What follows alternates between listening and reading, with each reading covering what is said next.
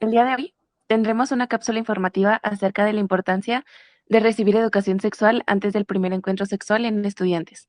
Para este tema traje unos expertos, los cuales abordarán subtemas como los métodos anticonceptivos más utilizados en la primera vez, los factores que influyen en el inicio de la vida sexual, las enfermedades e infecciones de transmisión sexual más frecuentes y por último los embarazos no deseados en consecuencia de la falta de información.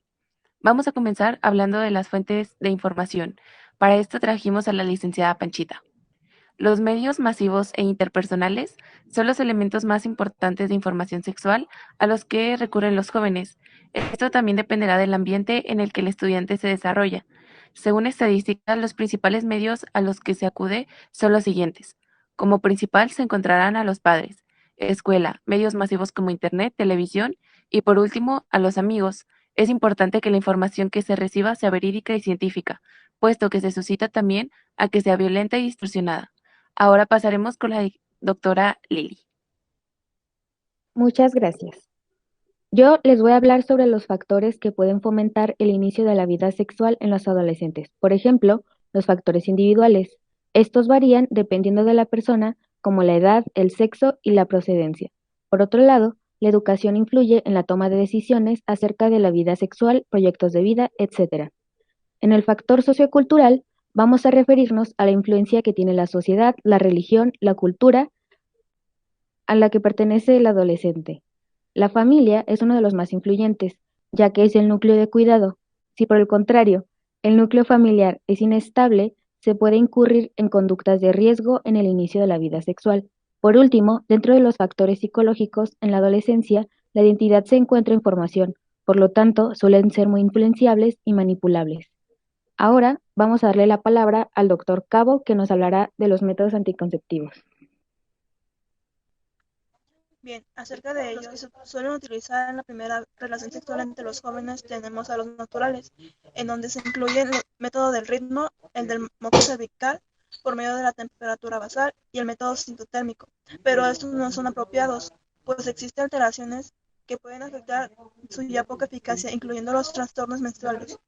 Pasando a los métodos físicos o de barrera, que son los condones masculinos y femeninos, los diafragmas, los capuchones cervicouterinos y los espermicidas, actúan mediante el bloqueo físico o químico de los espermatozoides y contribuyen a evitar alguna ITS.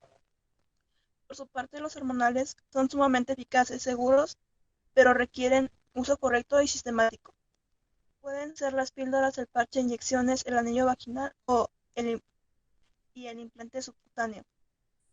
Por último, la anticoncepción de emergencia y se recomienda su uso después de relaciones sexuales sin protección, fallos o uso incorrecto de los anticonceptivos o en caso de agresión sexual.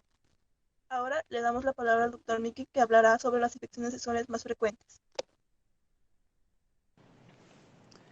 Hey, ¿qué tal? Buenas tardes. Bien, para empezar, estas infecciones son aquellas que se contagian de una persona a otra. Esto puede ser tanto de manera vaginal, anal u oral. Todas estas infecciones pueden ser provocadas por más de 30 bacterias, virus y parásitos. Las infecciones más comunes actualmente son sífilis, VIH, VPH y gonorrea. De ellas destaca la sífilis, que principalmente es una infección crónica generalizada que se transmite por vía sexual y por transferencia de la madre al feto por vía placentaria. También es importante que sepamos que no se transmite por inodoros, piscinas o por compartir ropa. Por otra parte, otro que destaca de gran manera es el VPH, o virus del papiloma humano. En su mayoría de sus infecciones son transitorias, o sea que son siendo eliminadas por el propio organismo en un año o dos, y solo algunos casos son los que persisten. Bueno, ahora damos paso a nuestra doctora Rosita, que nos hablará un poco de los embarazos. Hola, buenas tardes. Como mencionaron, voy a hablar de los embarazos no deseados. Este es un problema que en los últimos años ha ido disminuyendo bastante. Sin embargo, sigue estando presente entre los adolescentes. Esto se debe a la escasa o nula educación sexual que reciben en su casa o en la escuela.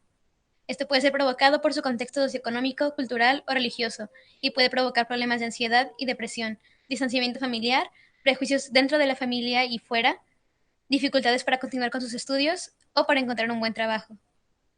Debido a su inmadurez, los hombres suelen evadir las responsabilidades y en la mayoría de los casos dejan a las madres solteras. Y eso es todo por nuestra parte.